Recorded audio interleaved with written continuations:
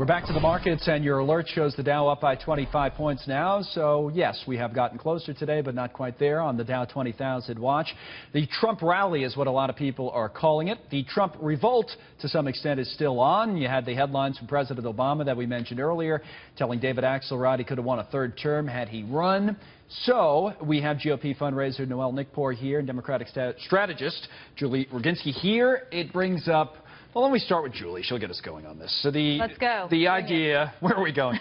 the idea that he could have won. I said earlier, it's more of a knock, I think, on Hillary Clinton as a candidate than anything else. But what do you take? What's the point of even saying something like that? He was asked the question by David Axelrod, and he answered it. And I think it is a knock on Hillary. I don't think it's a knock on Trump. I think it's a knock on the fact that she didn't run. And he's been clear about that in other interviews. She did not run the campaign that he thought he could have run successfully to beat Donald Trump. I think he believes that Trump was eminently beatable. I happen to agree with him on that. I think that... You think Obama would have beat Trump, for what it's worth. And I don't know if it's worth anything. It's worth nothing. It's nothing. Complete hypothetical. I mean, wait, great. Obama could have what? I also could wake up a 6-foot-tall blonde tomorrow. Probably not going to happen. He can't run. Could happen. Not going to happen, though. But he could have run, he could have run for a third term. Not going to happen. Constitution prevents it.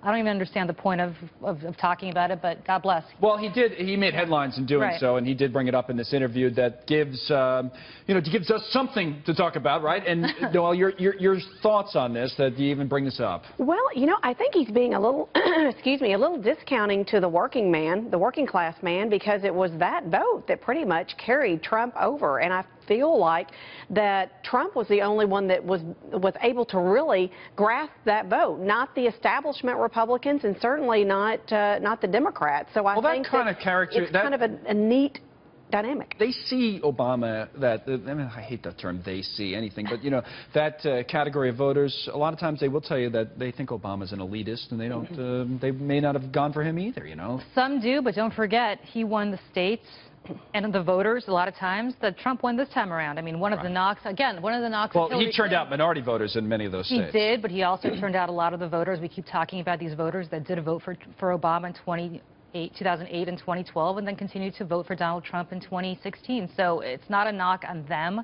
It's certainly not a knock on Donald Trump. It is, I believe, a knock on Hillary Clinton, which as a candidate, right? She's been subtly doing now since the election was over. So then the next breath, it's like, I have nothing but respect for her. But if you say something like that, you're basically saying, hey, I could have done this, but she wasn't able to get it done. And what a way to go out! I mean, as a sitting president, what a way to go out to make a remark like that. It's derogatory towards Hillary Clinton, and the president-elect. When you're coming out saying, everyone, we're going to make it a smooth transition, we're going to try to all get along. Why even take a jab? There must be so much frustration, Noelle, right, for this sitting president to go through 8 years and to have lost this race, and now look at us talking about a stock market that's rocketing higher, on optimism about his successor taking over, about new policies, about people looking at it and saying, what you did is going to be undone, and all of a sudden that's good news. It must be I think it's more than anything else, it's frustration. I think that's where the comment from Michelle Obama came from, where she was talking to Oprah Winfrey when she said, that a lot of people feel like there's no hope anymore. I think that there are a group of people that sincerely feel that all these things that Obama did in the administration are pushed out the window, and they're upset about it.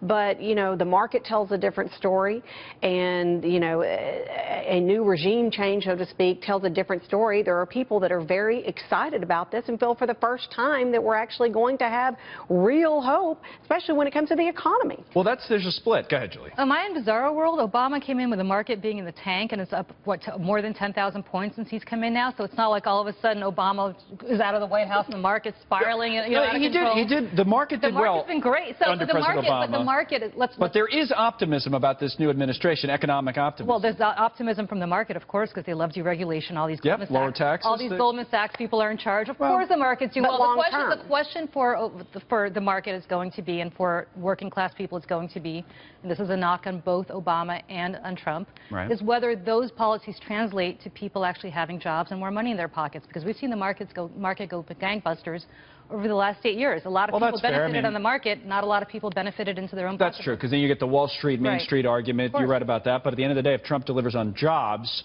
or if jobs are delivered by whoever, and Trump can take credit for it, that's a successful president. Absolutely. Look at Carrier, number one, and number two, you know, when you can take more of your money home in your paycheck, when taxes are resulting that you can have more money in your pocket. So It does. It's a funny split, though, because you had a lot of people that were upset about this whole new world to the no hope. That's based on social issues, I think. A lot of it is. Or comments about issues that are socially related. And the other stuff's economics, you know? There's a split. To some extent, I think it's more than that. I think it's also based on the fact that people truly are fearful of somebody that they don't consider to be somebody that they would want to see as commander-in-chief. That's my biggest concern. Real quick, Noelle. Well, but Trump is actually going to govern from the middle because a lot of establishment Republicans don't have favor with him and a lot of Democrats don't. So you're actually getting somebody that is actually not on either side of the aisle going straight down the middle. The establishment in charge, though. You know, that was very, very civil. I think you did very well getting through all that. Well, thank you, Connor. Thank you so much. Well, yeah, I'm the judge of civility now. That's something new we're starting.